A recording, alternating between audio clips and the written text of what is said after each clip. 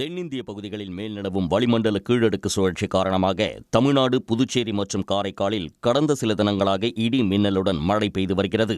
இந்த நிலையில் தமிழ்நாட்டில் அடுத்த சில தினங்களில், அதாவது வரும் 16 முதல் 18ஆம் தேதிகளில் வடகிழக்கு பருவமழை தொடங்குவதற்கான சாத்தியம் உள்ளது என்று இந்திய வானிலை ஆய்வு மையம் கூறியுள்ளது. மேலும் வடகிழக்கு பருவமழையின் முதல் புயல் சின்னம் வரும் 22ஆம் தேதி உருவாகும் என்றும் வானிலை ஆய்வு மையம் கணித்துள்ளது. இதனிடையே தமிழ்நாட்டின் பல்வேறு மாவட்டங்களில் கனமழை பெய்தது. அந்த வகையில் திருவள்ளூர் மாவட்டம் திருத்தணி மற்றும் சுற்றுவட்டார பகுதிகளான ஆர்கேபேட்டை, பள்ளிப்பட்டு, திருவாலங்காடு உள்ளிட்ட இடங்களில் கனமழை கொட்டி தீர்த்ததால் சாலையில் தண்ணீர் தேங்கியது.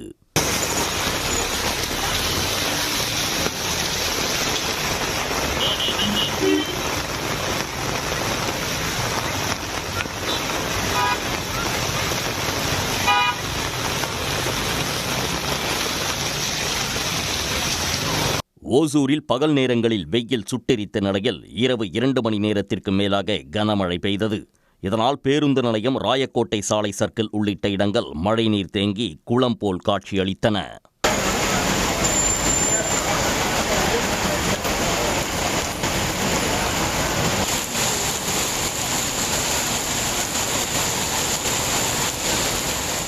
இதேபோல் ராணிப்பேட்டை, வாலாஜா, ஆற்காடு, சோளிங்கர் உள்ளிட்ட இடங்களிலும் வேலூரிலும் கனமழை பெய்தது.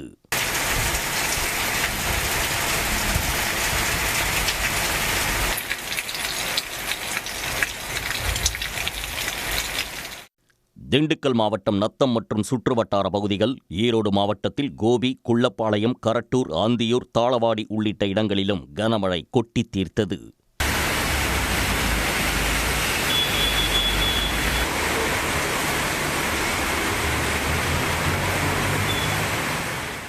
மேலும் திருவள்ளூர், சேலம், குமாரபாளையம், அவிநாசி, உதகை உள்ளிட்ட இடங்களில் கனமழை பெய்தது. இந்நிலையில் இன்று தமிழ்நாட்டில் கோவை, நீலகிரி, ஈரோடு, கிருஷ்ணகிரி, தருமபுரி, திருப்பத்தூர், வேலூர் ஆகிய மாவட்டங்களில் ஓரிரு இடங்களில் கனமழை பெய்யக்கூடும் என வானிலை ஆய்வு மையம் தெரிவித்துள்ளது.